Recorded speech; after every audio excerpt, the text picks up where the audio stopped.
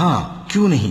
جو برے کام کرے اور اس کے گناہ ہر طرف سے اس کو گھیر لیں تو ایسے لوگ دوزخ میں جانے والے ہیں اور وہ ہمیشہ اس میں جلتے رہیں گے، اور جو ایمان لائیں اور نیک کام کریں وہ جنت کے مالک ہوں گے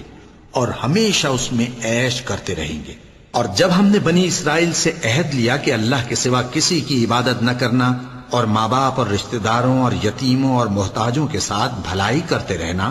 اور لوگوں سے اچھی باتیں کہنا اور نماز پڑھتے اور زکوٰۃ دیتے رہنا،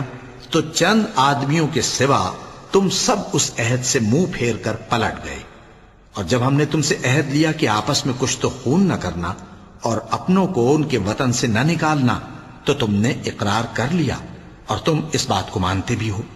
پھر تم وہی ہو کہ اپنوں کو قتل بھی کر دیتے ہو اور اپنے میں سے بعض لوگوں پر گناہ اور ظلم سے چڑھائی کر کے انہیں وطن سے نکال بھی دیتے ہو۔